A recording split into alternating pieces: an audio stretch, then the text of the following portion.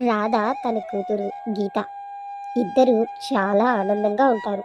లక్ష్మి, లత ఇద్దరు రాధతో చాలా అన్యోన్యంగా ఉంటారు. తను ఏం చెప్పినా కూడా వింటారు.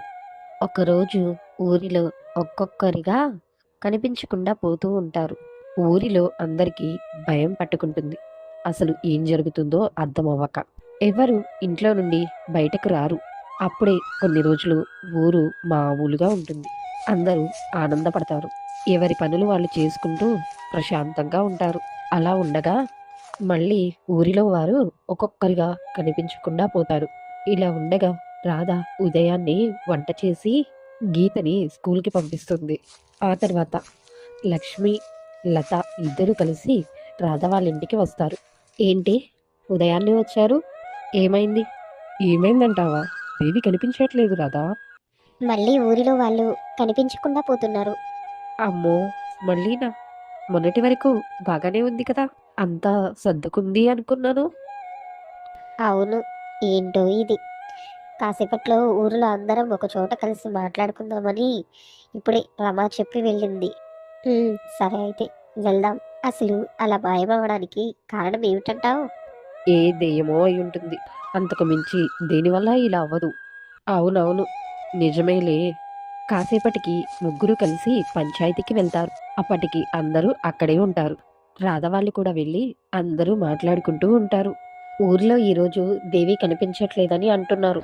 కొన్ని రోజుల క్రితం ఇలాగే చాలా దారుణాలు జరిగాయి.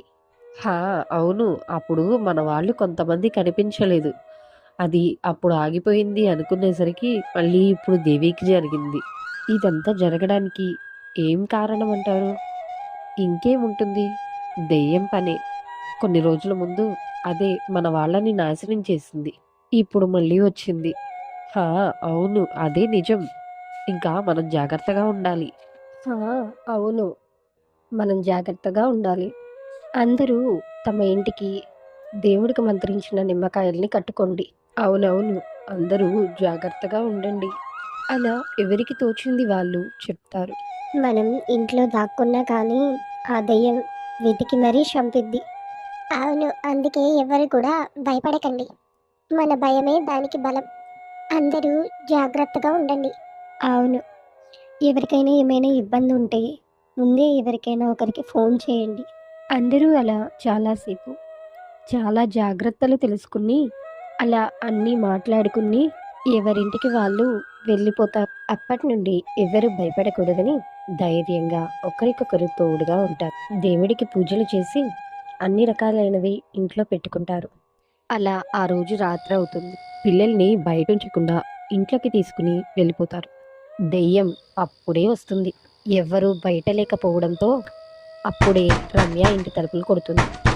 ఇంకా సమయం ఎంతో అవ్వకపోవడంతో ధైర్యంగా ఉండాలని, ఎవరికైనా ఏమైనా ఇబ్బంది వచ్చిందేమోనని రమ్య అనుకుంటుంది. ఎవరది? ఏమైంది? కాపాడండి, నన్ను కాపాడండి. అయ్యయ్యో, ఎవరమ్మా నువ్వు? అసలు ఇంట్లో ఉండొచ్చు కదా, బయటకి ఎందుకు వచ్చావు? అది వచ్చేస్తుందండి, నన్ను కాపాడండి, మీకు దండం పెడతాను. అలా దెయ్యం భయపడుతున్నట్టు బాగా మాట్లాడటంతో రమ్య నమ్మేస్తుంది. సాయం చేయాలని అనుకుంటుంది. వెంటనే రాధా వాళ్ళకి ఫోన్ చేస్తుంది. అందరూ వస్తున్నామని అంటారు. అప్పుడు రమ్య వెంటనే తలుపులు తీసేస్తుంది. ఎదురుగానే దెయ్యం ఉంటుంది. రమ్యని తీసుకుని వెళ్ళిపోతుంది. అక్కడికి రాధ అందరూ వస్తారు. చూసేసరికి రమ అక్కడ ఉండదు. తలుపులు మాత్రం తీసే ఉంటాయి. అందరికీ చాలా బాధగా అనిపిస్తుంది. ఇప్పుడే ఫోన్ చేసింది, ఇంతలో ఏమైందంటారు? అందరూ కలిసి వెతుకుతారు. ఎక్కడ వెతికినా రమ్య ఆచూకీ తెలియదు. అందరూ చాలా బాధపడతారు. అక్కడే ఉండి రమ్య వస్తుందేమోనని చూస్తూ ఉంటారు. అలా ఉదయం అయిపోతుంది. ఇలా కాదు, ఆ దెయ్యాన్ని మనం ఏదో ఒకటి చేయాలి. నిజమే, ఇలా రోజుకొకరిగా చనిపోతే ఎలా చెప్పు? మన జాగ్రత్త మనమే చూసుకోవాలి.